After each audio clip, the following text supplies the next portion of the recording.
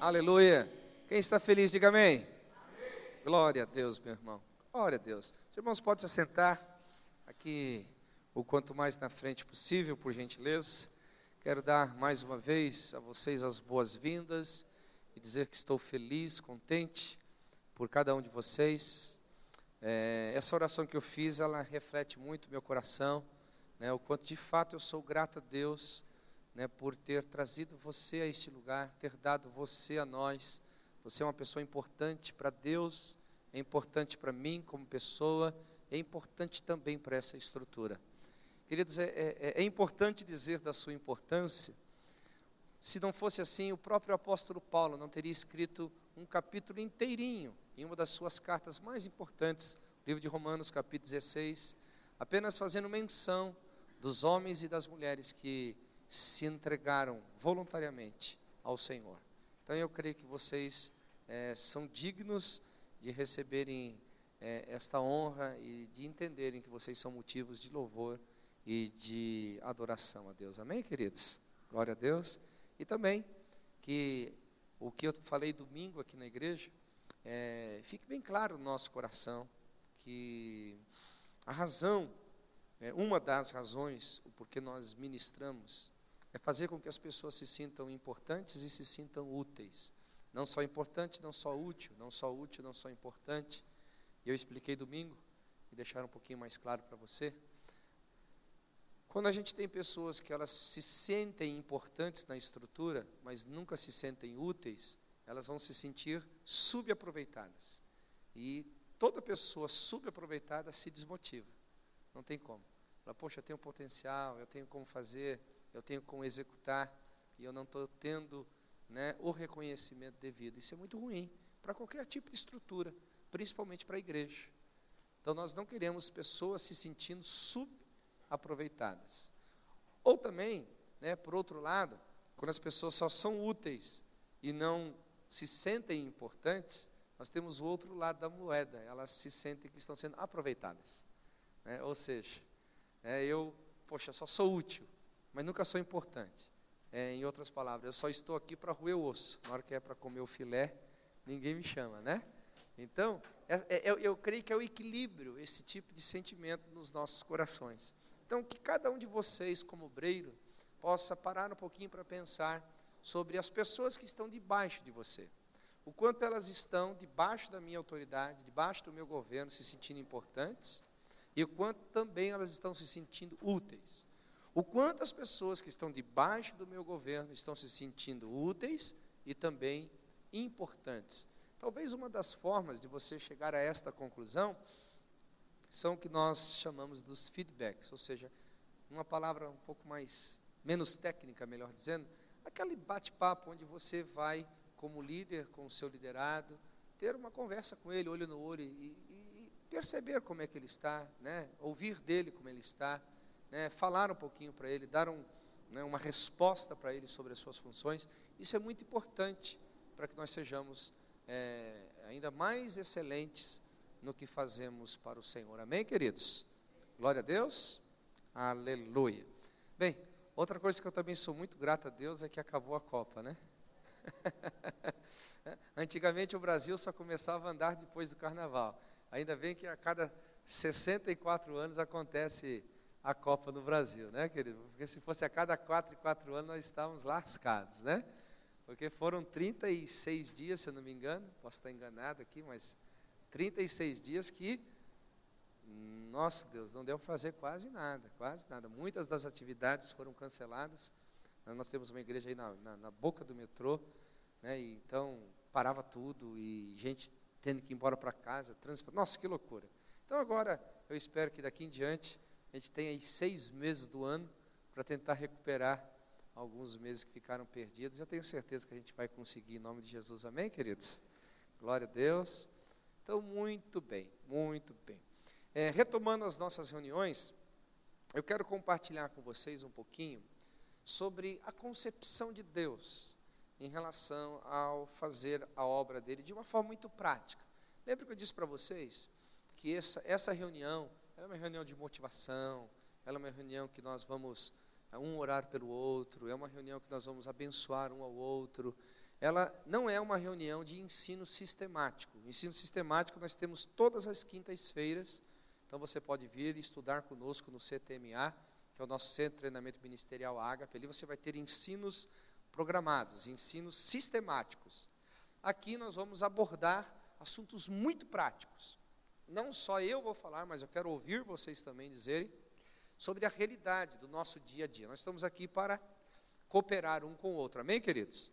Então, nós temos um código aqui, se no momento que eu estiver falando algo e surgir uma ideia, ou você achar que deve ter uma participação no que está sendo dito, ou você tem dúvidas do que está sendo dito, não está conseguindo transformar a ideia em uma atividade prática, levante as mãos e eu rapidamente vou passar a palavra para você. Amém? Então, vamos entender de forma geral aqui a mentalidade de Deus. Quando Deus criou o mundo, nós sabemos que foi em 5 dias. No 6º dia, o que Deus fez? Criou o homem. Criou o homem à sua imagem e à sua semelhança. Uma das coisas interessantes que Deus imprimiu no coração do homem é que ele existia para um propósito definido. Esse propósito, ele pode ser compreendido da seguinte forma: olha, Adão e Eva, vocês existem para cuidar, lavrar, cuidar do Éden aqui, governar esse mundo, e a partir de vocês se multiplicarem e encher toda a terra. Então Deus vinha ali na viração do dia, creio eu que no seu discipulado diário com Adão e Eva, vendo as suas necessidades, ministrando ao coração deles, enfim, nós podemos conceber várias ideias de como era essa viração do dia, onde Deus aparecia para o homem. Depois que Adão e Eva saiu do cenário mais importante, deixaram de ser os personagens mais importantes da Bíblia, entrou um outro personagem, tão importante quanto, vocês devem se lembrar que foi Noé. A Bíblia fala que o mundo chegou a um estado de decomposição, vamos dizer assim, de desgraça total, que Deus falou assim: olha, o meu espírito não vai contender para sempre com o homem, não é verdade? Então Deus disse que derramaria as águas do dilúvio. E você percebe que a mesma mensagem que foi passada a Adão, foi também transferida a Noé, que a partir de Noé e a sua família, eles iriam ter o governo, que a partir deles, eles iriam multiplicar-se e encher toda a terra. Quantos concordam? Diga amém. Muito bem. Fazendo um breve panorama, para nós tirarmos alguns princípios práticos com relação à nossa igreja local. Depois que esse personagem saiu de cena, não foi mais o personagem principal da Bíblia, entrou um outro personagem, que foi quem? Abraão. Abraão também parece ter recebido a mesma palavra que Adão e Noé haviam recebido, que a partir dele havia um sistema de governo, que a partir dele havia uma missão, um propósito a ser cumprido, e que ele seria motivo de bênção para todas as famílias da terra. Glória a Deus. Aí depois que Abraão sai de cena, não é mais o personagem principal, quem é que entra no cenário de personagem ou personalidade, ou personagem principal da história bíblica? Alguém se lembra aqui? Oi? Isaac, Jacó. Mas para a gente avançar um pouquinho na história, entra uma nação chamada Israel. Israel agora então seria este personagem por meio de quem o propósito seria cumprido e as nações da terra iriam ser abençoadas. Israel começa a sair de cena, entra quem? Jesus. Jesus entra em cena e parece que a mesma palavra que Deus havia dado para Adão, para Noé, para Abraão e seus filhos, e depois para Israel, Jesus também recebe essa missão, esse propósito de a partir dele cumprir um propósito divino, a partir dele tocar todas as nações da terra. Jesus sai de cena, ainda que a gente saiba que Jesus nunca sai de cena, amém? Mas apenas para a gente ter um panorama bíblico aqui, entram outros personagens importantes da história. Quem são esses personagens importantes da história? Os apóstolos, não é verdade? Esses apóstolos parece que recebem então a mesma missão de Adão e Eva, a mesma missão de Noé, a mesma missão de Abraão, a mesma missão de seus filhos e a nação de Israel, a mesma missão de Jesus, de cumprirem uma missão, cumprirem um propósito, a partir deles, abençoando todas as nações da terra. E por final, tirando, nós temos um último personagem. Quem seria esse personagem então? A igreja, que somos nós. A igreja de geração em geração, de século em século, que parece ter recebido também a mesma missão de Adão, a mesma missão de Noé, a mesma missão de Abraão, a mesma missão de Israel, a mesma missão de Jesus, a mesma missão dos apóstolos. A igreja no século 21, ela existe para um propósito, ela tem uma razão de existir. E eu creio, queridos, que se nós fôssemos aqui arrolar de forma específica todas as funções da igreja, eu acho que não teria livros suficientes para podermos anotar tudo que a igreja faz. Então eu gostaria de resumir em tópicos muito bem estabelecidos, que vão mostrar de fato a razão de uma igreja existir. A igreja existe, acima de tudo, para ganhar almas. Aleluia? Glória a Deus? Então, põe em primeiro lugar, a igreja existe para ganhar almas. Certo? Como que nós poderíamos classificar isso? Nós temos uma forma de decorar essa questão, de levar os descrentes à crença. Glória a Deus? Então eu creio que, a partir do momento que a igreja, que um obreiro, que nós aqui, conseguirmos levar alguém da descrença à crença, nós já cumprimos parte do nosso papel, parte da razão da nossa existência, a semelhança de Adão e Eva, de Noé, de Abraão, de Israel, de Jesus, dos apóstolos e de toda a igreja em cada geração. Mas para por aí, o papel da igreja seria só ganhar almas? Não. O papel da igreja, ela é também de cuidar de vidas. Cuidar de vidas, muito bem, é isso mesmo. Então nós usamos aqui, para o nosso entendimento na igreja local, de que a igreja, ela tem que levar as pessoas da crença à maturidade. Diga comigo, crença, maturidade. Tem problema, está meio chuvoso hoje, nós estamos bem enferrujados, não tem problema, daqui a pouco a gente desenferruja aí. Glória a Deus. Então, o papel da igreja é levar o descrente à crença, depois pegar o cara crente e conduzi-lo à maturidade. Parece que cumprimos uma grande parte das nossas funções como igreja. Mas pararia por aí então as funções de uma igreja? Não. Eu penso que a igreja, ela existe também para pegar essas pessoas maduras e estabelecê-las em liderança. Então eu creio que esses 3 tópicos resumem num todo a função da igreja. A igreja que adora Jesus é uma igreja que ganha almas. É uma igreja que então leva os descrentes à crença. A igreja que adora Jesus é uma igreja que pega os crentes e leva eles à maturidade. A igreja que adora Jesus é uma igreja que pega os crentes maduros e estabelece eles como líderes. Então, toda a nossa organização aqui deveria estar focada nesses 3 aspectos de nossas funções. Então, a igreja, por exemplo, uma das funções que não faz parte da igreja, por exemplo, a igreja não é um clube social. Quantos concordam? Diga amém. Agora, a igreja, por exemplo, não é uma instituição financeira, ela não existe para ganhar dinheiro. Quantos concordam? Amém?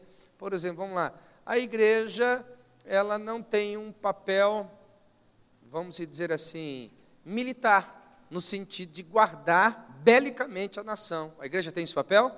Não. Então, é muito importante a gente saber descrever as funções da igreja para a gente também saber dizer o que não é papel da igreja. Por outro lado, tão importante quanto não saber qual é o papel da igreja, é saber qual é o papel, para que eu não perca tempo e venha estar inserido nesse contexto. Eu fico pensando, queridos, nas questões que estão no miolo desses tópicos, né? Porque aí é que está a prática disso. Vamos supor, a teoria é, a igreja existe para levar os crentes, os descrentes à crença, levar os crentes à maturidade, levar os maduros a assumirem liderança. Agora, o recheio disso aí, como fazer isso acontecer? Vamos entender algumas questões aqui, desde quando começamos o nosso panorama bíblico lá em Adão e terminando aqui com os 12 apóstolos. Primeira coisa que eu tenho que entender na vida, com Deus e em Deus, é que sempre esteve no coração de Deus usar pessoas. Sempre esteve no coração de Deus usar gente. Sempre esteve no coração de Deus dar o que eu chamo de privilégio à humanidade. Nós poderíamos entender assim, né?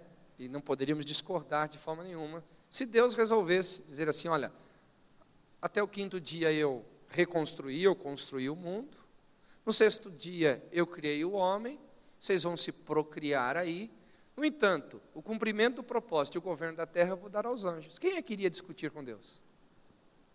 Ninguém. Absolutamente ninguém. Deus é o Senhor, Ele faz as coisas como lhe bem parecer, e cabe a nós, os seus servos, simplesmente se sujeitar. O que você acha disso, Cláudio? Ok? No entanto, Deus não escolheu os anjos para ocuparem o lugar dos homens. Pelo contrário, a Bíblia fala que todos os anjos são espíritos ministradores, para auxiliar aos homens. Os anjos, eles nos servem para que juntos possamos cumprir o propósito de Deus. Mas na cadeia de comando aqui na terra, estamos nós, não os anjos. Então, primeira lição que a gente tira disso daí, seja a missão de levar da descrença à crença, da crença à maturidade, da maturidade à liderança, é o privilégio que nós temos de poder servir na obra de Deus. Eu creio que isso, queridos, é um dos sentimentos mais nobres que deve ocupar o coração de um obreiro na igreja. Porque isso resolve, eu acho que, talvez 80% dos problemas que nós temos como ser humano. É não só fazer o que tem que ser feito, mas fazer o que tem que ser feito com prazer, com satisfação, como se fosse um privilégio, como se fosse uma honra conferida. Porque se nós formos analisar a cada um de nós aqui, queridos, eu posso dizer de mim, talvez você não diga isso de você, mas se não fosse uma questão de Deus ter me escolhido, de Deus ter me dado este privilégio, eu não sei se preenchendo uma pretensão trabalhista, um formulário de pretensões profissionais, se Deus me escolheria, né? Na minha época tinha agência de trabalho, hoje não tem mais, né? Hoje tem outro nome, né? Não é mais agência de trabalho, né? Tem? Tem ainda? Pensei que já tinha exterminado isso daí. Sei que hoje os headhunters estavam dominando. Acho que headhunter não deixa de ser os agenciadores de trabalho, né? Com um nome mais sofisticado, uma função um pouco mais elaborada. Mas eu lembro que na minha época, então, você chegava numa agência de trabalho, preenchia lá as suas competências, né? Sua formação, e você era enquadrado numa área, era chamado para aquela empresa. Eu não sei se eu preenchendo assim, falo assim, poxa, eu gostaria de ser pastor de uma igreja, quais são as suas qualificações? Eu acho que quando Deus fosse levar assim, cara, acho que tem pretensões muito maiores que as suas capacidades. Eu acho que você tem pretensões muito além daquilo que você se julga capaz. Eu não tenho dúvida de que aconteceria isso comigo. Então, quando eu vejo essa oportunidade que me foi dada, de poder servir a um propósito tão grande, tão poderoso, tão útil, tão importante, que pode realmente fazer a diferença na minha geração, queridos, o sentimento que brota dentro de mim é: eu estou investindo a minha vida numa boa causa. Aleluia. Eu estou investindo a minha vida, entendeu, numa coisa que vale a pena, servir a Deus. Glória a Jesus por isso. Amém? Segundo ponto que eu vejo, né, que desde Adão até em Jesus Cristo, é também a objetividade do que eu estou fazendo.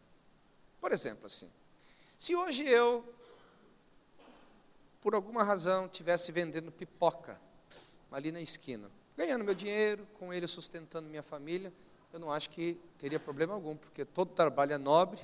Concorda comigo? Amém? Oi? Todo trabalho é nobre, então não tem problema, não é da função.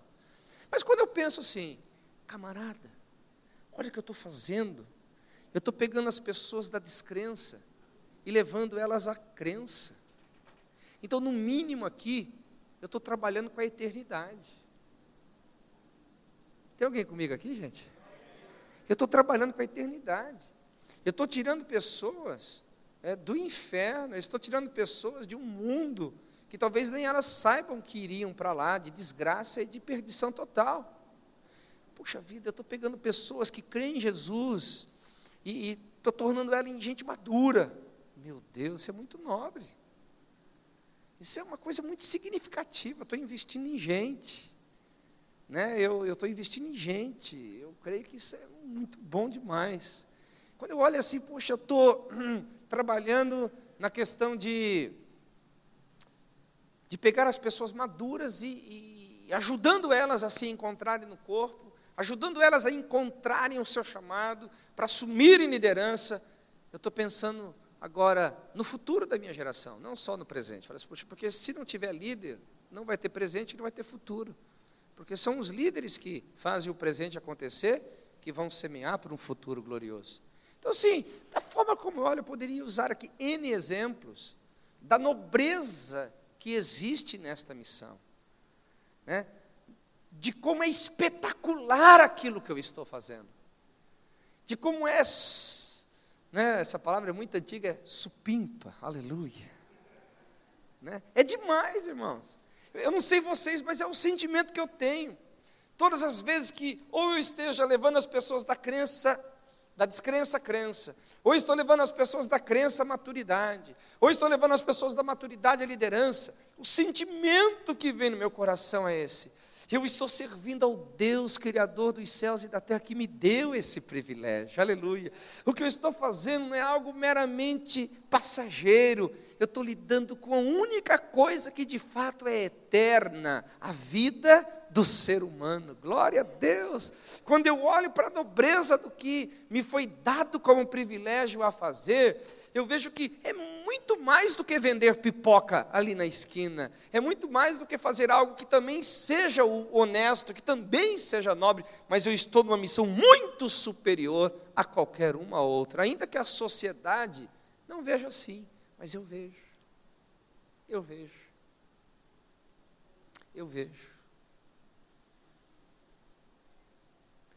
Por que eu estou começando por este ponto, queridos? Porque quando a gente tem essa dimensão do assunto, há um texto na Bíblia, que eu quero que vocês leiam comigo, que é muito poderoso, lá em Hebreus capítulo 12.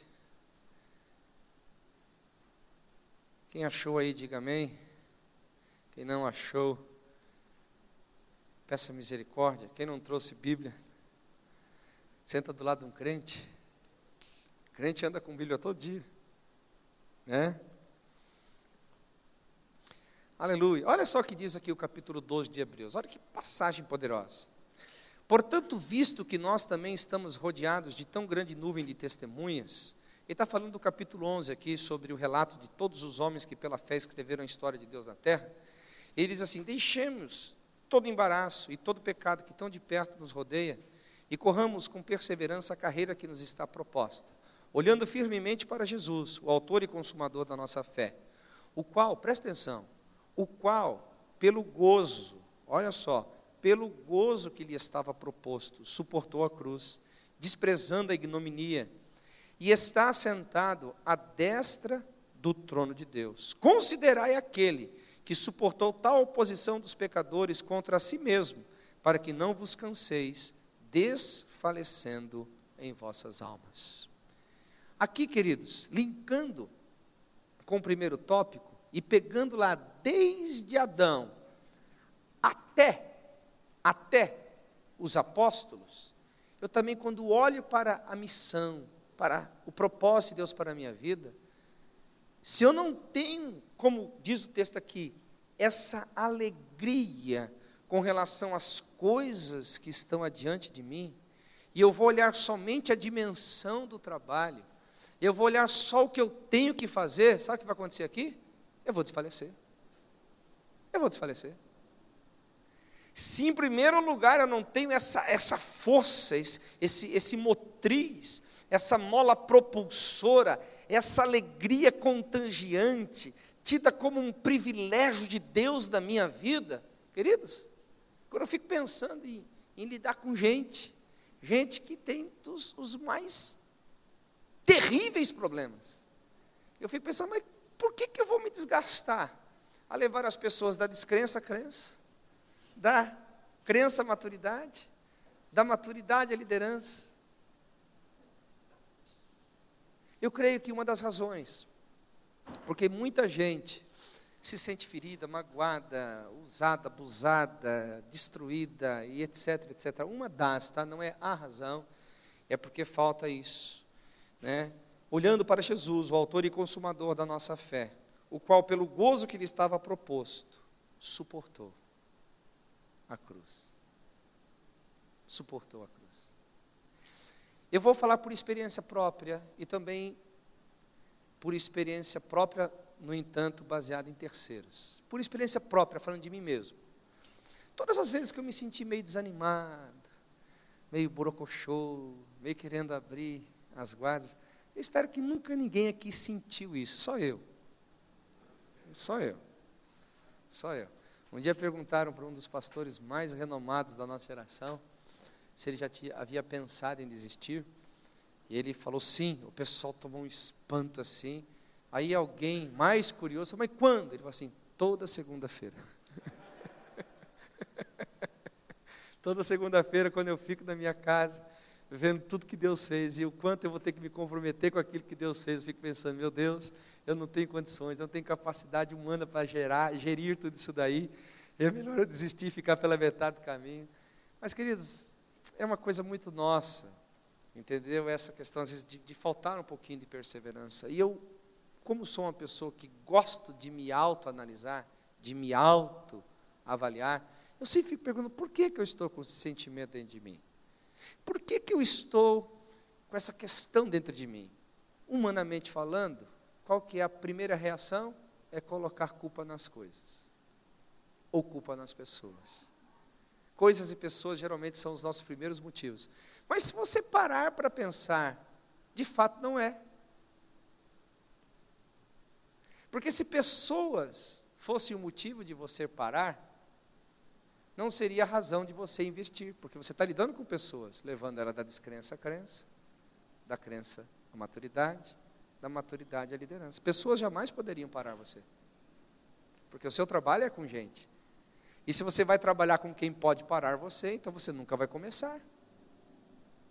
Então o que de fato nos para? O que nos para é esse gozo perdido dentro de nós. Alegria de entender que é um privilégio. Alegria de entender que estamos tendo um trabalho eterno. Alegria de que estamos fazendo algo mais nobre do que qualquer outra função na face da terra. Não causando detrimento a elas, mas entendendo a nobreza da nossa função. Todas as vezes que eu me peguei meio mole, meio querendo esmorecer, eu também me peguei meio desapaixonada por gente. Eu me lembro de um pregador que infelizmente teve uma queda enorme. Foi um pregador que ele pregava e simultaneamente, ao vivo, era traduzido para 90 idiomas a sua mensagem. Quando ele viajava para as nações, fazendo as suas cruzadas, ele ia com 2 Boeings 2 Boeings, acho que na época era os 347, era mais ou menos, acho que essa configuração dos Boeings. 2 Boeings, um só de material e outro só da comitiva, do staff dele. E ele cometeu um pecado horrível, que da noite para o dia ele perdeu tudo isso. E um dia foram perguntar para ele o porquê que ele chegou ao ponto de cometer essa falha, este erro. Ele disse assim: eu cheguei a um ponto da minha vida que eu não mais suportava conviver com gente. Eu fui me isolando, e quando eu parei para perceber, eu havia me tornado um monstro. O fato é esse. Eu não estou dizendo que é o único, mas se você for analisar respostas sobre respostas, perguntas sobre respostas, respostas mais fundamentadas em perguntas, ele ia fazer, por exemplo, o verdadeiro sentido da filosofia, né? E aprofundando as suas respostas, você vai perceber que lá no fundo, 2 razões vão sempre dominar o seu coração para perder esse gozo. É a paixão por Deus que está diminuindo e a paixão por pessoas que está diminuindo. Porque a Bíblia fala que a lei e os profetas se resumem nisso. Tudo que você puder imaginar se resume no amor a Deus e no amor ao próximo. No amor a Deus e no amor ao próximo. E um está vinculado ao outro.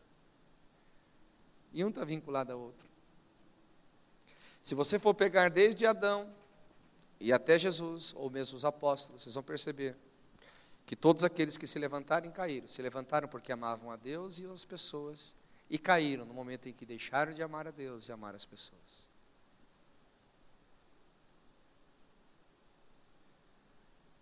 Por exemplo, se pessoas fossem um motivo de desistência, Jesus na cruz não diria assim: Pai, perdoa-lhes, porque eles não sabem o que fazem. Naquele exato momento, Jesus manteve comunhão com os 2 mais importantes personagens da sua história, com Deus e com o próximo. Então, assim, sendo muito sincero, estou tentando resumir aqui uma história de 25 anos. Quase todas as vezes que nós perdemos o nosso senso de missão, nós desistimos de levar as pessoas da descrença à crença, da crença à maturidade, da maturidade à liderança, é porque perdemos nossa paixão por Deus. E o próximo já não é mais tão próximo, já não está mais tão perto do nosso coração. Amém? Tem alguém comigo aqui ou não? Glória a Deus.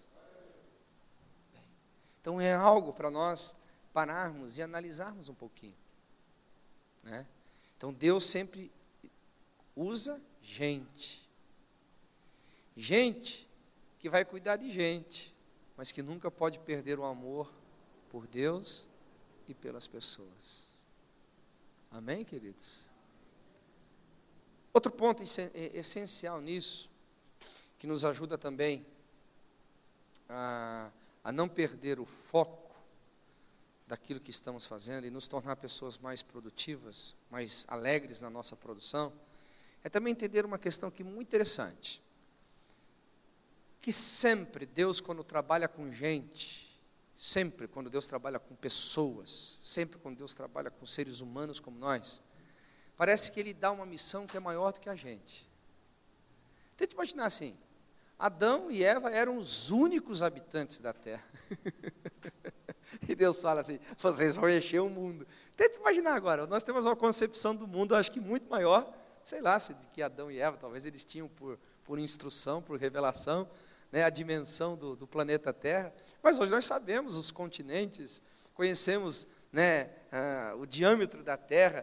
Tenta imaginar, Deus chegando para você e falando assim: ó, você vai começar uma obra aqui no Éden, e você, da obra que você está começando, você vai ter que alcançar todo mundo. Irmão, eu ficaria doido da cabeça. Não sei você, ficaria doido. Meu Deus, é coisa demais para um homem só. É coisa demais para um casal só. É coisa demais para um casal de obreiros. Quantos concordam comigo aqui? Diga amém. E de fato é. Se você for olhar, por exemplo, para Noé, a obra que Deus deu para ele demorou 120 anos para o cara realizar. Irmão, não é pouca coisa. E eu fico me perguntando qual era o conhecimento de engenharia naval que Noé tinha. Olha para Abraão, você vai ter um filho, e todas as nações da terra serão abençoadas da sua descendência. O camarada já era velho, sua esposa também já era velha, sei lá quantos métodos para conceber ele tinha usado na sua época. Né? Alguém está entendendo assim o que eu estou querendo dizer? Gente, sabe o que eu fico pensando, analisando a mente de Deus? É que de fato é assim que Ele pensa. Deus, Ele quer nos levar para viver em relação a coisas que são maiores do que a gente mesmo. Porque Deus acredita mais no nosso potencial do que nós mesmos. Eu penso assim. Quem tem filhos aqui? Quando você olha para o teu filho, né, parece que os projetos que você tem para o seu filho, ou para os seus filhos, né, são grandes, ou eu estou errado. Mas se você for transferir para o teu filho, você está louco, pai. É demais para mim. Mas é que o coração do pai vê no filho, às vezes muito mais do que o próprio filho vê em si mesmo.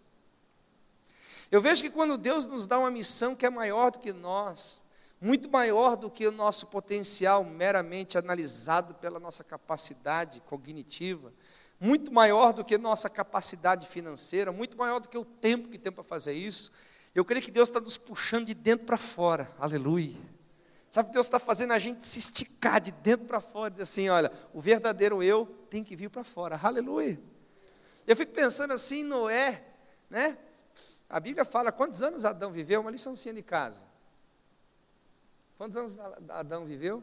Quantas gerações Adão viu vir depois dele? Eu acho que quando no finalzinho da sua vida, quando ele já havia visto uma multidão de gente, ele olhou para Eva e olhou para ele, os dois olharam um para o outro e falaram assim, esse bando de gente saiu de dentro de nós. Nós somos avós, bisavós, tataravós, dessa turma toda.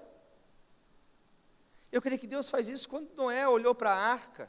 Falou, meu Deus! Quando Deus falou assim, Noé, fecha a porta, porque eu vou selar ela pelo lado de fora. Acho que Noé caiu em si, meu Deus, eu construí isso. Um par de cada animal da terra veio sozinho para dentro da arca. Como que isso estava dentro de mim? Esse potencial todo estava dentro de mim.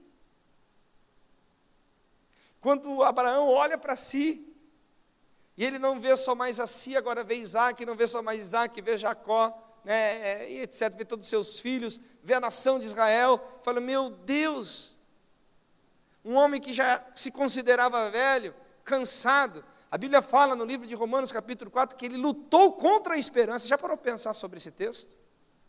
Sabe o que é lutar contra a esperança? Não enfraquecendo na fé, mas dando glória a Deus.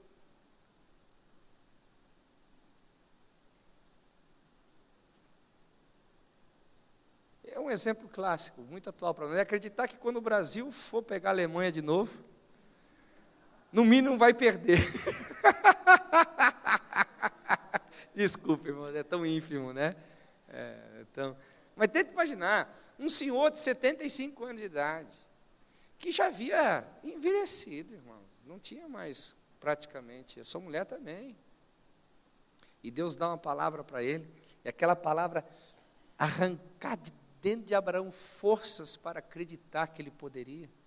Então, ao invés da dimensão da missão nos assustar, ao invés da dimensão do trabalho nos assustar, como que eu, um mero mortal, como que eu, mera pessoa comum, entendendo que em mim mesmo não tenho capacidade de levar as pessoas da descrença à crença, da crença à maturidade, da maturidade à liderança, posso fazer isso, de pensar ao contrário, uau, eu vou sentar de camarote, eu quero só ver como que Deus vai fazer isso, aleluia, como Deus vai tirar de mim esse potencial. Tudo na vida é uma questão de ótica. Porque se você olhar para só a sua humanidade, as suas imperfeições, a sua incapacitação, meu irmão, você já nasceu morto. Você já nasceu morto. E eu creio que aqui estão os dois papéis, o papel de Deus e o papel do diabo. Deus leva você a olhar para a missão, para o propósito, para aquilo que está dentro de você que ainda não se manifestou. E o diabo faz você olhar para a missão, para o propósito, mas olhar para você e dizer, não é possível. Aqui está uma das grandes diferenças entre Deus e o diabo. Deus faz você olhar para a missão, para o propósito, para o que tem que ser feito, e Ele estica você por dentro. Ele faz a sua fé entrar em ação para dizer, é possível. O diabo faz o contrário. Ele deixa bem clara a missão, o propósito, o foco, e fala assim, olha para você, cara. Você é um verme. Você é o zero à esquerda do zero à esquerda. Então, quando você pensa em propósito, quando você pensa em missão, sobre o que tem que ser realizado, existe uma forma de você enxergar. Existe uma forma de você fazer. Existe uma forma, e essa é ter nesse foco de que não se assuste com o que tem que ser feito. Não se assuste. Não se ache incompetente. Não se ache incapaz. Não se ache alguém desqualificado. Por quê? Em outras palavras, está dizendo, Deus, o Senhor escolheu errado. Se o Senhor nunca fez uma coisa errada na vida, o Senhor acabou de fazer, me escolhendo. É isso que você está querendo falar para Deus. Eu não acredito que Deus errou em chamar você, meu querido. Aleluia. Uns 2 améns. Tem gente que Deus está trabalhando na baixa autoestima aqui. Aleluia. Eu não consigo acreditar que Deus escolheu você erroneamente. Aleluia. Você pode bater a mão no peito sem se envaidecer, mas se orgulhar disso e dizer assim, oh Deus, o Senhor escolheu o cara certo. Aleluia. Né? Glória a Deus, porque o Senhor chamou quem não é para ser, para que a glória não seja minha, mas seja do Senhor. Aleluia. Glória a Deus por isso. Amém? Então essa é uma terceira característica, que é muito peculiar a todos os homens a quem Deus chamou. Outra questão, que eu acho extremamente importante. Deus que chama homens, Deus que chama pessoas comuns, como eu e você, para uma obra tão nobre, tão extensa, de uma dimensão às vezes que é quase imensurável. E a gente fica pensando, como é que eu posso fazer isso? Uma das coisas que você vai notar, desde Adão até os apóstolos, é que você tem que olhar o todo, mas você tem que ter atitudes bem precisas no seu dia a dia. Então, por exemplo, se o meu alvo final é levar as pessoas à liderança, eu estou falando isso de gente, de pessoas, eu tenho que começar num foco, que é ganhar elas. Então, um líder, ele não começa na liderança, ele começa em ser ganho para Jesus. Então, como é que eu vou ter um líder na igreja? Em primeiro lugar, ganhando almas, ou levando o descrente à crença. E quando você fica pensando só no todo de uma vez, sem atitudes bem concretas, bem específicas, você acaba se perdendo. Então, por exemplo, de forma bem prática. Então, você quer plantar uma casa-luz aqui. Então, qual que é o seu objetivo? Seu objetivo seria, você se propor, na minha casa vai ser uma casa-luz. Esse é o primeiro passo. Como é que eu vou abrir uma casa-luz? Aí, então eu vou falar do amor de Deus para o meu vizinho da direita, vou falar do amor de Deus para o meu vizinho para a esquerda, falar do amor de Deus para quem está à frente, para quem está atrás. Estou entendendo que a gente mora num prédio, amém? Quem está acima, quem está embaixo. Vou falar do amor de Deus para ele. De que forma? Não sei, vou ser criativo. Vou fazer um chá da tarde, vou fazer um churrasco final de semana, vou fazer uma reunião de testemunho, vou chamar alguém aqui com testemunho muito forte, que possa impactar eles. Vou convidá-los para ir na minha igreja domingo, vou chamá-los para ir na pizzaria, vou servi-los, né? Ele está lavando o carro lá no final de semana, eu vou lá e vou ajudar ele a lavar o carro. Aí eu tenho certeza que um dia ele vai me perguntar, por que você está fazendo isso? Aí eu falo assim, então, já que você quer saber, eu não ia dizer. Eu estou fazendo isso porque eu queria a oportunidade de te falar de uma coisa que é muito mais importante que lavar teu carro. É com relação à tua eternidade. Eu fiz tudo isso para ganhar a tua atenção, para falar a respeito desta grande verdade sobre a tua tão grande salvação. Amém, queridos? Então tudo começa por aí. Tudo começa por aí. Eu tenho que procurar a ganhar. Pastor, eu não poderia começar também com quem está aqui dentro da igreja, está sem casa-luz? Pode. Agora, pare para pensar o seguinte. Vamos supor se a gente parte da concepção de que a gente vai abrir casa-luz só com quem está aqui dentro da igreja. Vai chegar uma hora em que ninguém mais vai ter uma visão de ganhar. Aí a gente vai cancelar esse primeiro tópico de relevância da igreja, de realidade da sua existência. Ganhar, levando as pessoas da descrença à crença. Se nós tivermos a visão só de dentro para dentro, vai chegar uma hora em que nós não vamos ter mais gente sendo levada da descrença à crença. Então eu tenho que pensar assim, eu também posso, já que o meu objetivo final é levar as pessoas à liderança, eu também posso agregar pessoas que estão perdidas dentro da estrutura para eu formar a minha casa-luz. Simples. Onde você mora? Eu moro na Zona Norte. E você? Também mora na Zona Norte. E você mora na Zona Norte? Ok. O que vocês estão fazendo na sexta-feira? Não, fazendo nada. Pô, vocês já viram falar de um esquema na igreja chamado Casa-Luz? Já ouvimos falar, vocês participam? Não participam. Poxa, vocês me permitiriam, nessa próxima sexta-feira, ou vocês vão na minha casa, ou a gente vai na tua casa ou na tua, ou a gente se reúne num restaurante. Eu quero passar essa ideia, eu quero mostrar para vocês o que está por trás desta ideia chamada Casa-Luz. Pronto, você abriu uma casa-luz. Mas já pôr na cabeça deles que desde o primeiro momento, o quê? Nós estamos aqui para quê? Para ganharmos os nossos familiares, ganharmos os nossos parentes, ganharmos os nossos amigos, ganharmos as pessoas que pudermos ganhar, para podermos então levá-las da descrença à crença. E depois a gente vai cuidar bem delas, aleluia, ao ponto de elas não serem crentes qualquer, sejam crentes maduros, estabelecidos na palavra, arraigados da verdade de Deus, aleluia. E olha, imagine, quando nós levarmos essas pessoas a serem firmes e constantes, inabaláveis, arraigados na sã doutrina, eles vão se tornar líderes de sucesso, glória a Deus. Eu acho que as pessoas nobres não rejeitariam em investir o seu tempo para uma atitude tão nobre como essa, porque é compatível a sua nobreza. Alguém está entendendo aqui comigo ou não?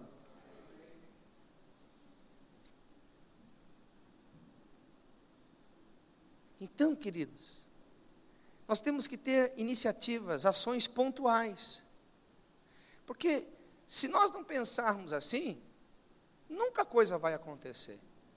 A multidão que Deus exigiu de Adão e Eva começou em Caim e Abel. Se aqueles fossem considerados 100% da humanidade, 50% morreu em Abel.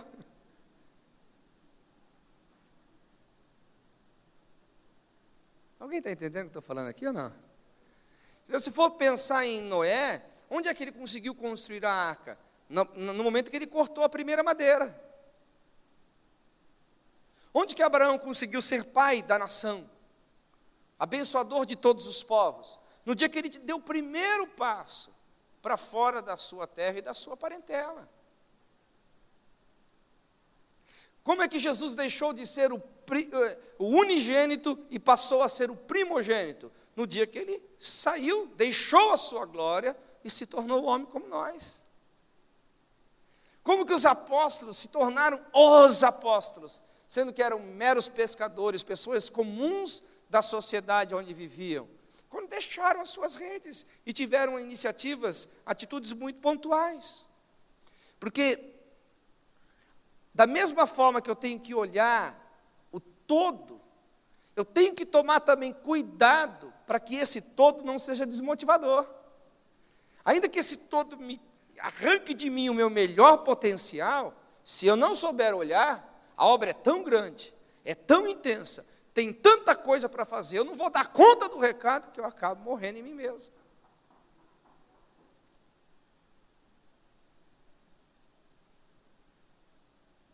Então eu tenho que ser pontual. E eu acho que, por exemplo, vindo de Adão e Eva, e parando aqui em Jesus, ele tinha o propósito de alcançar o mundo inteiro. E ele sabia que o seu limite ministerial era só Israel. Ele mesmo disse, eu não fui chamado, senão para as ovelhas perdidas da casa de Israel. Não foi isso que ele falou? Amém? Mas ele sabia que a sua missão era maior do que ele mesmo. De que a proposta do seu ministério não era só para as ovelhas perdidas da casa de Israel. Também era para os gentios. Era para todos os povos da sua geração e para todas as gerações que virão a existir. Então, como que ele fez isso? Ele despejou sobre pessoas. E é aí que você vai entender o grande segredo da multiplicação em pessoas. Então, lembra do exemplo que eu dei aqui? Vocês moram na Zona Norte? Hoje a missão, propósito, senso e responsabilidade está comigo. Mas eu vou andar com vocês, vocês vão andar comigo. Daqui a pouco já não está mais comigo. Está sobre vocês 3, agora somos 4, não somos só mais um. Daqui a pouco vocês, cada um tem mais 4. E aí vai. Alguém está entendendo o que eu estou falando ou não? E quando você menos esperar, em ações pontuais, em ações que, ainda que olhando o todo, você foca no momento, objetiva no agora, você vai acabar chegando lá. Olhando ainda para o outro aspecto, você conhece um ditado popular que diz que quem quer abraçar o mundo acaba morrendo sem nada? Alguém já viu falar isso aí? Eu vejo isso às vezes na cabeça de alguns obreiros, assim, eu fico assustado. Qual que é o seu... O ministério é para as nações. O camarada não faz nada na igreja local. Meu ministério é para as nações. O camarada não... Tudo bem, seu ministério é para as nações, mas você tem que começar em algum momento, em alguma hora, em algum lugar, ué. Não tem aquilo ditado popular, fala, poxa, vai chegar agora, já quer sentar na janelinha? Não tem como, irmão. Não tem como. Você tem que ser uma pessoa de raiz, tem que ser uma pessoa de origem, ou você é o Melquisedeque, não tem genealogia, não tem dias. Tem como. Às vezes eu fico pensando sobre esse tipo de pensamento, falo assim, meu Deus, parece que o diabo entrou na vida da pessoa. Porque vai tornar um cara com um potencial tremendo, inerte e improdutivo. Porque ele não tem iniciativas pontuais. Porque ele não tem iniciativas concretas no dia a dia. Irmãos, dificilmente a história da humanidade nos mostra isso. Em raríssimas exceções, alguém saiu do nada para o todo da noite para o dia. Geralmente é um processo, é uma caminhada. Que você vai escrevendo uma história, que você vai construindo sobre ela. Quantos concordam comigo? Diga amém. Então, é isso que nós temos que pensar. É isso que nós temos que pensar. Quantos estão aqui comigo? Diga amém. Glória a Deus. Agora, uma coisa interessante é que, geralmente, outro fator muito interessante, quando a gente envolve sobre trabalhar para Deus nessa terra, levando pessoas da descrença à crença, da crença à maturidade, da maturidade à liderança, é que nós falamos assim, meu Deus, como é que eu vou fazer isso? Não só com a falta de tempo, não só com a falta de capacidade pessoal, como que eu vou fazer isso sem dinheiro? Porque parece que tudo na vida a gente precisa de dinheiro. Quantos concordam? Amém. Tudo na vida a gente precisa de dinheiro. Irmãos, é outra coisa que parece que Deus quer nos rasgar de dentro para fora. Outras coisas que Deus parece que quer nos alargar de dentro para fora. A questão do dinheiro. Eu tenho visto assim, irmãos, não quero gerar nenhum obreiro inconsequente aqui, não é esse meu papel. Mas eu tenho visto uma coisa muito pertinente a esse ponto da mensagem. É que no reino dos céus, geralmente, não é o dinheiro que traz o propósito, é o propósito que traz o dinheiro. Deixa eu tentar explicar melhor. Geralmente, aí fora, as pessoas primeiro esperam ter o dinheiro para depois fazer a coisa.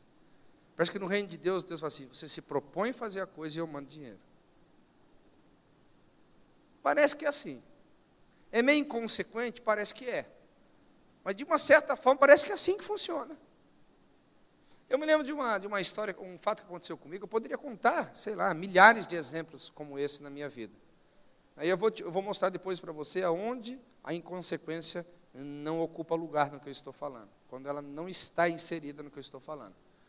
Mas eu me lembro quando eu fui chamado para ir para Israel, eu estava vivendo um momento muito conturbado da minha vida, eu não tinha condições nenhuma de sair do país, e eu fui chamado para ir para Israel, e Deus falou claramente para eu ir, E no grupo que eu ia, um grupo acho que 16 pessoas, se eu não me engano, eu era o mais pobre de todos. Eu era o que menos tinha condições de pagar. Eu era o que menos tinha condições de ir. Mas eu tinha uma palavra de Deus que era para eu ir. Poxa, pastor, mas Deus vai se preocupar em te mandar para Israel? Depois eu posso contar em outra ocasião as tantas maravilhas que Deus fez nessa viagem. Resumindo a ópera, dos mais ricos que tinham, eu fui o primeiro a pagar à vista a viagem. Não me explica como que o dinheiro apareceu. Não, sinceramente, eu não sei como o dinheiro apareceu. Até hoje, eu não sei. Apareceu o dinheiro, eu vivi, eu paguei minhas contas, eu paguei a passagem. Me sobrou dinheiro para gastar lá. Aleluia. Foi faz muitos anos atrás, foi uma das experiências muito fortes da minha vida. E sobre isso, então, irmãos, eu posso falar que eu tenho muitos exemplos. Que a Maria trabalhou comigo alguns anos atrás, onde nós tínhamos maiores escassez, né? Maior escassez financeira. Você lembra, Maria? Às vezes eu vinha assim quase sem cabeça, pastor Jamal, como que a gente vai fazer o negócio virar? Eu falei, Maria, Deus proverá. Eu mantinha aquela tranquilidade toda, né, para dizer que eu era um líder seguro e tal, mas eu virava as costas, Jesus, socorre. Socorre lá, que senão o negócio vai pegar fogo. A gente tem que manter a postura, né? A pose, né? Tem que aí por dentro, irmão, eu estava moído. Ai, meu Deus do céu. E, olha, irmãos, os milagres que nós recebemos aqui, os milagres. Mas os milagres que nós recebemos aqui foram extraordinários. Mas eu poderia passar horas falando sobre isso. Horas e horas e horas. Eu me lembro uma vez, eu fui pregar numa cidade aqui vizinha, Jundiaí. Vocês conhecem Jundiaí, né? E eu estava sem carro na época, eu peguei um carro emprestado. Irmãos, na volta começou a chover e deu um engavetamento aqui no Cebolão. Mas olha, pensa no engavetamento endemoniado. Mas me moeu o carro, moeu a frente, moeu atrás. E o pior é que o carro que me moeu atrás era aqueles carros assim, né, que não amassava, que não estragava. Não sei se você já foi batido por um carro desse. O cara deu ré e naquela neblina, naquela chuva foi embora. Então, no engavetamento a gente sabe, cada um arca com o seu, né? Mas eu não tinha como, porque o de trás sumiu. Então, eu era o último da fila. O último da fila acaba pagando o negócio, né? Nossa, irmãos. Eu lembro que o diabo falou assim no meu ouvido. Olha, falou, mas com todas as palavras. Falou assim, olha, você saiu para pregar e aquele dia, irmãos, eu fui tratado com muita miséria. Eu não havia recebido dinheiro nem para comprar uma coxinha na volta. Entendeu? Acho que o diabo me provou mesmo. O diabo falou assim, eu sei o que você recebeu, não dá para pagar nem 1% do dano. Eu quero ver se você vai continuar fazendo a obra. Eu peguei e dei um grito assim. A pessoa que estava comigo do lado se assustou. Falei, diabo, ouça com atenção. Eu não faço a obra de Deus por dinheiro. E se eu tiver que pagar para fazer a obra de Deus, eu faço. Sei que o carro foi guinchado. E eu sei que, irmãos, em menos de uma semana, um carro praticamente zero na época, zero, um carro caro, um carro importado. Em menos de uma semana eu estava com todo o dinheiro para pagar o carro. Todo o dinheiro para pagar o carro. Agora não me explica como que esse dinheiro entrou na minha conta.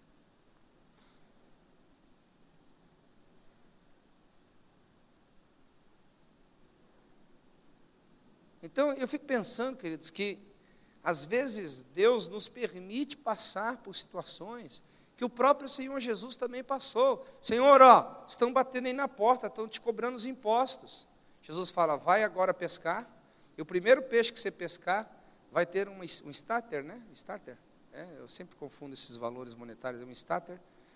Você pega essa moeda paga o teu e o meu imposto. Irmãos, eu fico pensando que na realidade, essa pescaria não foi para livrar Jesus, foi para livrar o coitado do peixe que estava morrendo com a moeda na boca, entendeu?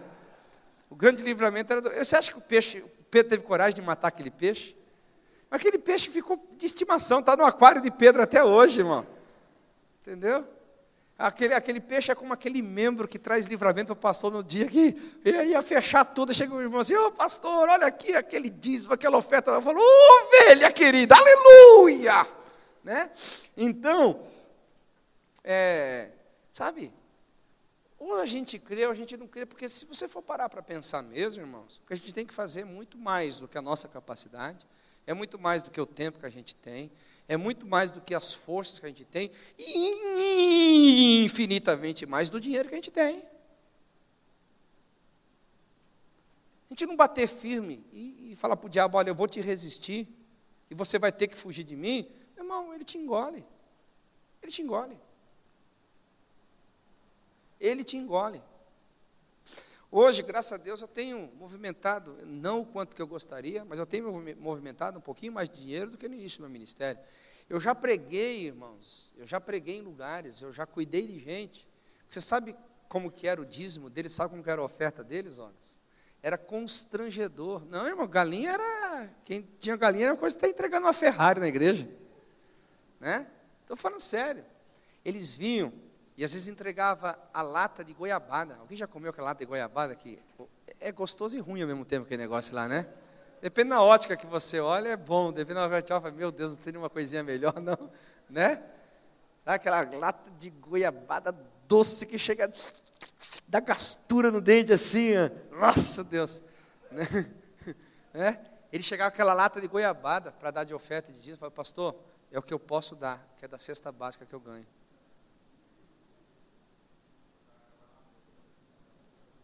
É um plastiquinho só, estava na boa, irmão, é lógico, né? Eu pastorei sempre ovelhas prósperas, mesmo na miséria eram prósperas, né? Então, e no começo eu tinha vergonha de receber, outros chegavam com um pacotinho de bolacha, e irmão, pensa numa coisa que causa constrangimento para um pastor, porque você sabe quem é que está te dando, a necessidade, a extrema pobreza da pessoa. Eu acho que foi mais ou menos o que Deus fez com Elias, quando ele foi adiantar a morte da viúva. Ele disse assim, olha, nós só temos um pouquinho de farinha, vamos fazer para nós um bolo aqui, eu como, meu filho come, a gente morre. Então ele disse, deixa eu adiantar a tua morte, faz primeiro para mim. Entendeu? Já que você ia morrer em um dia, vai morrer agora na metade do dia. Então, irmãos, ou a gente crê ou a gente não crê. Ou a gente vai para cima do negócio e não vai. Seja em relação ao dinheiro, seja em relação ao tempo, seja em relação às nossas capacidades, seja em relação ao que for, você tem que olhar para a vida com otimismo, mais do que otimismo, você tem que olhar para a vida com fé, crer que o Deus que te chamou para fazer a obra é o Deus da provisão, aleluia. Não existe aquela velha máxima do cristianismo, né, que diz que um dos grandes pais missionários diz que a obra de Deus, feita do jeito de Deus, vai ter o sustento de Deus, aleluia. Nós temos que crer, eu tenho que crer que Deus vai produzir na vida das minhas ovelhas os milagres mais poderosos, aleluia. Eu tenho que crer que nas empresas das minhas ovelhas vão vir os milagres, os contratos mais rentáveis possíveis e imagináveis, aleluia. Alguém está comigo aqui? Glória a Deus, eu tenho que crer.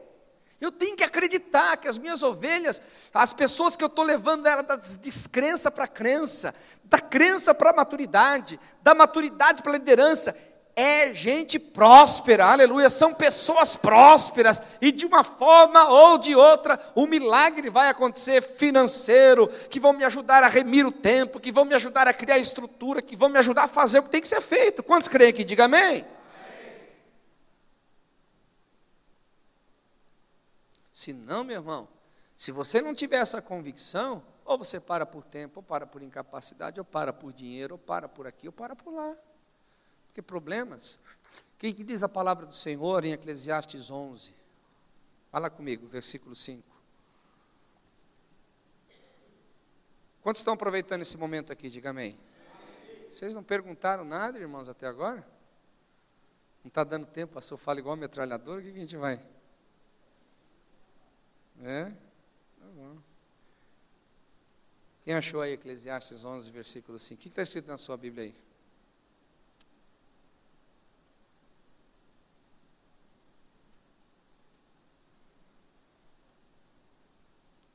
Hã? Olha só. Assim como não sabes qual é o caminho do vento, nem como se formam os ossos no ventre da que está grávida, também não sabes as obras de Deus que faz todas as coisas. Aleluia. Irmão, às vezes, você não tem que entender nada, você só tem que crer. Eu vou dizer que, na realidade, tem muita coisa na vida que você crê sem saber. Que eu vou te provar alguma coisa. Alguém já decorou aqui tabela periódica? Daniel Rosenfeld, você tem cara de ser um cara que decorou toda aquela tabela sem saber de trás para frente, de frente para trás, de cima para baixo, de baixo para cima, da esquerda para a direita, de direita para a esquerda. O máximo que eu decorei da tabela periódica foi H2O. Eu não sei outra, se você me perguntar outra composição química de lá, eu não sei. Então eu vou trabalhar só com H2O, ok? O que é H2O? Alguém se lembra? Água. Você toma água, você também toma água, você também toma água. Né? Deixa eu te fazer uma pergunta. Você acredita que a água é composta de H2, duas moléculas de hidrogênio para uma molécula de... Você acredita nisso? Tem certeza? Você também, Rosenfeld, acredita nisso?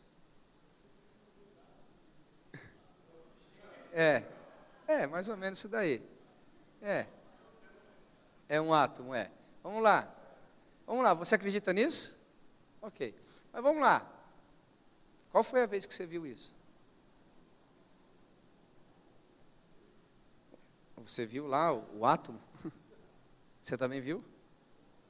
Uma foto, sério. O Davi já viu, deve ter pego lá. É o microscópio que olha esse negócio aí? É mais que o microscópio, né?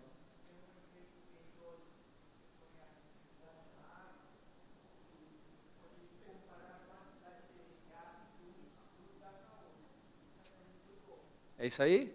Então, você já viu. Agora, quantos outros aqui igual o Davi já viram? Ninguém, só você, Davi, que é o cara. Você é o nosso cientista aqui, aleluia.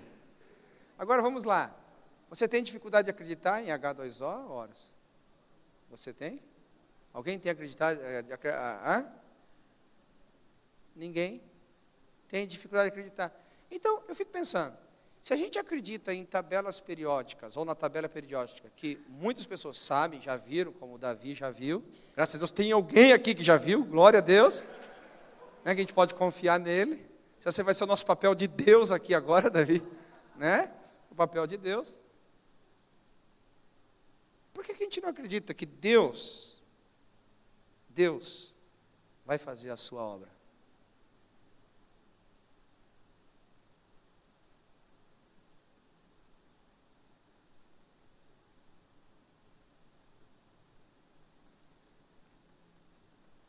Por que nós não cremos que Deus vai fazer a sua obra? Quando você for pregar para um descrente, por que você não crê que Deus vai levá-lo à crença?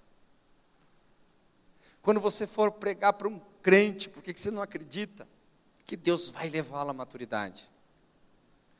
Porque quando você estiver investindo em alguém maduro, você não acredita que ele vai ser conduzido a uma liderança? Por que você não acredita que o Espírito de Deus vai fazer a obra dele por teu intermédio, meu querido? Está aqui, olha só. Assim como não sabes qual é o caminho do vento, nem como se formam os ossos no ventre da que está grávida, também não sabes a obra de Deus que faz todas as coisas. Então, querido, há um segredinho no versículo anterior e no posterior disso. Ó só. Primeira coisa no versículo 4, quem observa o vento nunca semeará, e o que olha para as nuvens, ou algumas versões para a chuva, nunca cegará. Então, primeira coisa, em cima da sua crença, não procure tempo oportuno.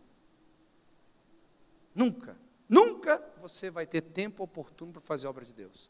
Vai sempre ser desfavorável, em todos os sentidos. Todos os sentidos. Ora é o vento, ora é a chuva. Ora é a chuva, ora é o vento. Ora é o vento, ora é a chuva. Mas por que eu faço? Porque eu creio que Deus faz a sua obra por meu intermédio. Não importa o quanto é grande, não importa o quanto é dispendiosa monetariamente, o quanto é dispendiosa em tempo, o quanto é alarmante, mas eu creio que Deus faz a sua obra. Eu tenho que crer que a obra maior que eu posso fazer, e o próprio Jesus ensinou isso, o que é fazer a obra de Deus? É crer em seu Filho, é crer, é como eu preguei aqui domingo. Irmãos, nós não temos nada a agregar no que já foi feito, nós temos que nos apropriar pela fé, e aleluia, e fé é uma ação em obediência à palavra de Deus. Nós não temos nada o que podemos fazer que vai agregar poder ao nome de Jesus, nada podemos fazer que vai agregar poder ao sangue, nada que podemos fazer vai agregar poder a nada do que já foi feito, mas cabe a nós pela fé trazer a luz, cabe a nós pela fé manifestar, cabe a nós pela fé dizer que assim vai ser. Porque eu creio dessa forma? Porque o Deus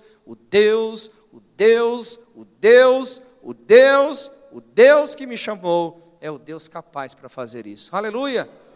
Glória a Deus. Se você puder olhar para o seu irmão, diga assim: nunca espere circunstâncias favoráveis, porque elas nunca vão existir. Ora você vai ser a circunstância desfavorável, ora vão ser os outros a circunstância desfavorável, ora vai ser os demônios, ora vai ser situações, enfim. Existe aquela música secular, quem sabe faz a hora, não espera acontecer, amém? É mais ou menos isso. Não é para você ficar esperando, é em tempo, em fora de tempo. Você tem que ir para cima. Glória a Deus ou não? Agora, de que maneira? Olha só o que diz o versículo 6. Pela manhã semeia a tua semente, e à tarde não retires a tua mão. Aleluia. Porque não sabes qual prosperará, se esta ou se aquela, ou se ambas igualmente serão boas. Aleluia. Eu tenho que ir para cima.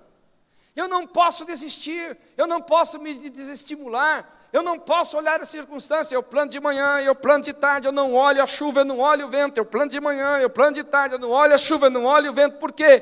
Porque o Deus que está nos céus certamente vai fazer prosperar a minha semente. Essa não sei, aquela não sei, se ambas eu não sei, mas uma coisa eu sei: a minha obra em Deus não vai ser vã. Aleluia! A minha obra em Deus não vai ser vã. Alguém pode dar um glória a Deus aqui?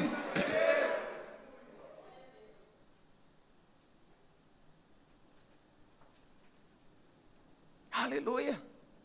Aleluia. Alguém está se sentindo motivado por essa palavra? Temos que ir lá. Não sei em que estágio você está. Se é levando os descrentes à crença, se é levando os crentes à maturidade, ou os maduros à liderança, ou os três ao mesmo tempo. Pense nisso que você está ouvindo. Analise no que você está ouvindo. E por último aqui, eu quero que você entenda, que é bem peculiar, desde Noé até os apóstolos, é que pela dimensão do nosso trabalho, pela nobreza do nosso trabalho, pela dificuldade do nosso trabalho, por todas as coisas concernentes ao nosso trabalho, nós nunca vamos conseguir fazer sozinho. Adão precisou de uma adjutora, chamada Eva. Noé precisou da sua esposa, dos seus 3 filhos e das suas 3 noras. Abraão precisou de Sara. Israel trabalhava como uma nação sacerdotal, cada um nas suas funções. Os reis, os sacerdotes e os profetas, e o povo. Jesus não trabalhou sozinho, teve os 12. Os 12 não trabalharam sozinhos, plantaram igrejas que tinham seus presbitérios, que tinham a sua liderança. Então, se eu entendo que eu não posso fazer sozinho, por onde é que eu começaria? Formando líderes. Eu, pelo menos, começaria assim. Se eu sei o que eu vou fazer, eu não consigo sozinho, então por que eu já vou começar a fazer uma coisa sozinho que eu sei que eu não vou dar conta?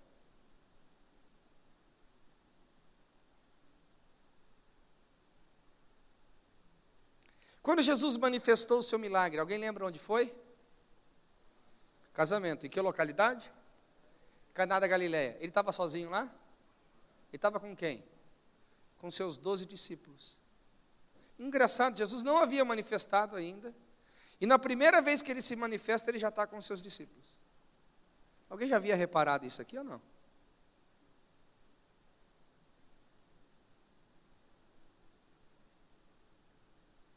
Se você olhar Marcos capítulo 3, versículo 13 e 14, a Bíblia fala assim: e Jesus chamou a quem quis para estar com ele e ir após ele. Um dos grandes problemas que nós como líderes, às vezes não conseguimos ser tão bem sucedidos no nosso trabalho, é que nós acabamos nos limitando em querer fazer a obra sozinho. Então, se você quer uma casa-luz, for o caso, que vai levar os descrentes à crença, da crença à maturidade, da maturidade à liderança, a primeira coisa que você tem que focar é: eu preciso de alguém para eu fazer dessa pessoa um co-líder comigo. Alguém que vai compartilhar comigo a liderança. Talvez não hoje de imediato, mas daqui a alguns dias, daqui a alguns meses, ele vai ser o meu suporte, ele vai ser a minha extensão, ele vai ser a minha procriação, ele vai ser a minha reprodução, ele vai ser a minha multiplicação.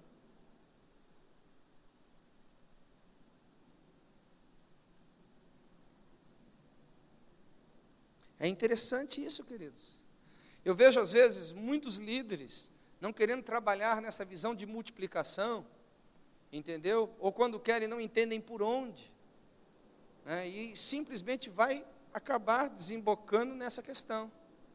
Eu preciso formar líderes, porque a obra que eu tenho para fazer, Adão não conseguiu sozinho, Noé não conseguiu sozinho, Abraão não conseguiu sozinho, seus filhos não conseguiram sozinho, Israel não conseguiu sozinho, Jesus não conseguiu sozinho, os apóstolos não conseguiram sozinho, porque eu vou conseguir fazer sozinho. Que tamanha fé é essa que você vai contra a história da humanidade? Que tamanha fé é essa que você vai contra a história escrita pelo próprio Deus? Que tamanha fé? Eu não diria que isso é fé, irmão. Isso é tolice. Isso é tolice. Não tem outro nome. Tolice.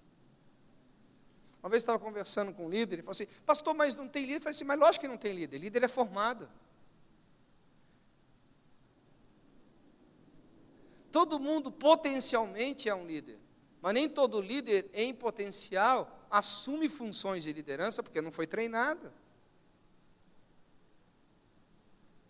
De uma certa forma, todos nós somos líderes, no mínimo devemos ser líderes de nossas próprias vidas, no mínimo somos líderes da nossa própria família, no mínimo somos líderes em alguma área da vida que vivemos, mas líder precisa ser desenvolvido, líder precisa ser estimulado, líder precisa ser instruído.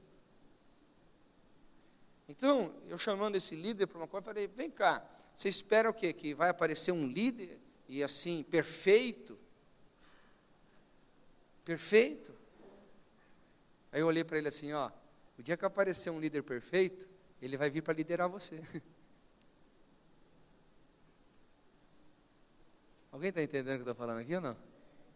Líderes são formados, líderes são criados. É você quem? Eu já falei aqui, posso repetir, só em pouquíssimas palavras. Como é que eu formo um líder? Como é que eu mobilizo pessoas para estarem comigo? Acima de tudo é senso de missão. Lembra que eu falei aqui da Zona Norte? Eu tenho que apresentar a minha missão, tenho que apresentar o meu propósito de vida, tenho que apresentar os valores que estão por trás disso. Tem tantas coisas boas para você, e aí você vai atrair gente nobre, você vai atrair gente grande, gente pegada para trabalhar com você. Segue adiante, de que forma? Então vamos supor que vocês 4 admitiram a minha visão, a minha missão, as minhas estratégias, os meus valores. Aleluia, vamos caminhar junto. Então, como que a gente vai caminhar junto? Primeiro, vocês olham eu fazendo. Amém? Glória a Deus. Depois, vocês olharam, vocês vão me ajudar a fazer. Ok? Depois, vocês vão fazer, e eu vou ajudar vocês. Depois vocês fazem, e eu só supervisiono. São os 4 estágios da formação de um líder, no mínimo isso. Agora, tem toda a instrução, tem toda a habilitação por trás e assim por diante. Mas a concepção principal é essa. Deus colocou pessoas debaixo de mim, não para serem os meus servos, não para servirem a minha missão, a minha visão, as minhas estratégias e valores, mas para que debaixo da minha visão, missão, estratégias, valores, eles se tornem líderes. Eles sejam desenvolvidos em futuros líderes. Nem todos vão ser capitães de 1000, nem todos vão ser capitães de 100, nem todos vão ser capitães de 50, mas a grande maioria das pessoas podem ser capitães de 10. Não é todo dia que nasce um capitão de 1000, nem todo dia nasce um capitão de 100. Algumas vezes nascem capitães de 50, mas capitães de 10 tem em todo lugar. Que basta você treiná-lo, basta você habilitá-lo, basta você acreditar nele como Deus acreditou em você, como Deus investiu em você. Aleluia! Agora, concluindo aqui, a 7ª e última, não vou falar, deixar para a última vez. Você percebeu que Deus falou tanto para Noé, como terminou lá nos apóstolos falando a mesma coisa, que a partir deles Deus iria ganhar o mundo. Como que essa igreja então vai cumprir isso? Como que a gente pode ganhar o mundo? Se a gente já analisou aqui que é maior do que nós mesmos, não temos dinheiro para isso, não temos tempo para isso, somos insuficientes em todos os sentidos para isso. Já vimos a fé, já vimos... Mas tem uma coisa interessante, que é no poder de multiplicação. E como que a gente quer fazer isso? Por que a gente quer uma igreja que se preocupa em levar as pessoas da descrença à crença? Por que nós queremos uma igreja local que leva as pessoas da crença à maturidade? Por que nós queremos uma igreja local que leva as pessoas da maturidade à liderança? Porque nós queremos uma igreja sólida na nossa localidade. Sólida, forte, em todos os sentidos. O céu é o limite de você imaginar aqui do que é uma igreja sólida. Mas uma igreja muito bem estabilizada em todos os sentidos, que se multiplique em congregações e que essas congregações se tornem futuras igrejas, indo para as nações, para os estados, para as cidades, para os bairros, para as vilas e para as casas. Agora, tudo começa de uma iniciativa pontual, como eu falei. Não adianta a gente querer plantar igrejas por aí, se nós mesmos estamos capengas aqui. Não temos estrutura sólida, não temos líderes bem formados, não temos ninguém maduro. Essa igreja, ela mesma não está ganhando almas, vai querer sair para fora fazer o quê?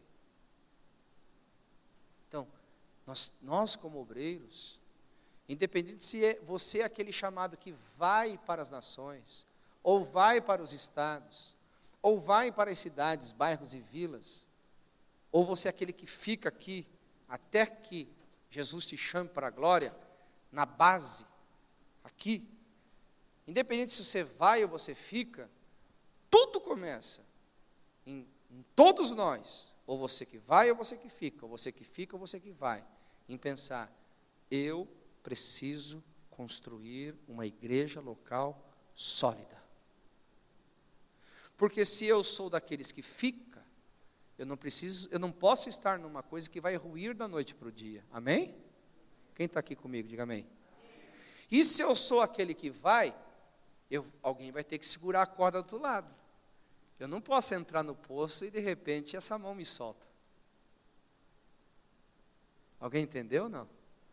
Então, tanto para quem vai, como para quem fica, a igreja local sólida, em todos os níveis, desde o seu líder maior até os membros mais novos, precisam estar muito conscientes de quem são em Deus e do que foram chamados para fazer. Então, quando eu chamo vocês um pouquinho mais para dentro, quando eu chamo vocês para dentro da estrutura, não é que eu estou esquecendo as nações, não é que eu estou esquecendo os estados, as cidades, os bairros e as vilas. É dizendo assim, voltemo-nos para ter uma igreja local mais sólida, mais forte em todos os sentidos, para que quando nós avançarmos em congregações que vão se tornar em futuras igrejas, a coisa só vai e não recue. E se tiver que recuar, vai ser o mínimo possível. Amém, queridos? Quantos estão fechados comigo aqui? Diga amém. Então nós temos que pensar nisso. Então saia daqui. Eu sei que é difícil você anotar aí, estou mais ou menos 1h30 falando, é você conseguir anotar tudo isso daí. Por isso que a gente está gravando, para que você durante toda semana pegue lá 10 minutinhos, 20 minutinhos, vá no nosso canal do YouTube, ouça um pouquinho, veja um princípio. E como eu falei, como não é um assunto sistemático, é muito prático, então vocês têm que concordar comigo que cada ponto desse aqui, sei lá, daria quantas horas de instrução, né? Quantas horas de ministração. Mas é apenas para esclarecer, dizer para vocês o caminho. E aí, vocês são inteligentes, são capazes de aprofundar essa linha de raciocínio em nome de Jesus. E eu gostaria de saber quantos de vocês saem daqui encorajados essa noite. Amém. Aleluia. Mesmo sabendo que o Brasil não ganhou a Copa, diga amém. Glória a Deus. Vamos ficar em pé, vamos orar, queridos. Aleluia. Glória a Deus. Quem sabe você não toma como missão na sua vida, a partir então de toda terça-feira, o que você vai fazer? Eu vou trazer o meu, pelo menos mais um discípulo, aquele que eu gostaria que fosse líder comigo. O que você vai fazer? Você vai ouvir o que eu estou ouvindo. Você vai aprender o que eu estou aprendendo. Você já vai direto na fonte. Aleluia. Vou trazer os meus 2, 3 discípulos. Entendeu? Você vai ficar perto de mim. Nós vamos discutir a semana inteira sobre o que nós ouvimos na terça-feira. Porque aqui é reunião para liderança. Alguém já percebeu isso ou não? Amém? Glória a Deus. Então você vai ouvir lá na fonte. Eu quero que você vá comigo. Ah, mas eu não sei nem abrir a Bíblia direito. Então não tem problema. Já vai comer comida sólida. Glória a Deus. Né? Já vai formando pessoas. Vamos multiplicar essa reunião. Hoje somos 10, amanhã vamos ser 30, amanhã vamos ser 100, vamos ser 300. Glória a Deus. Em poderosos obreiros em nome de Jesus. Quantos se sentem motivados com esse desafio? Amém. Glória a Deus. Pai Todo-Poderoso, graças te dou em nome de Jesus, pela vida de cada um dos meus irmãos, pela vida de cada um desses queridos que estão aqui, porque eu sei que dentro deles há um potencial enorme, dentro deles, Senhor, há um poder, Deus, mais poderoso do que a bomba atômica, mais poderoso do que todas as armas bélicas. Deus, são homens poderosos para levar os descrentes à crença, para levar os crentes à maturidade, para levar os maduros à liderança. É gente, Senhor, capaz de levar a tua igreja para os confins da terra, aleluia. Assim como o Senhor fez com Adão, para encher a terra, assim como o Senhor fez com Noé para encher a terra, assim como o Senhor fez com Abraão para encher a terra, assim como o Senhor fez com Israel, assim como o Senhor fez com os discípulos em Jesus Cristo. Certamente o Senhor pode fazer por intermédio da vida dos meus irmãos, e eu não tenho dúvida disso, aleluia, que a unção de multiplicação esteja sobre eles, que o senso de alegria e de privilégio de poder te servir esteja dentro deles, em nome de Jesus, ó Pai, que essa graça, que esta vida do Senhor esteja dentro deles, para a tua honra e glória, amém, Jesus.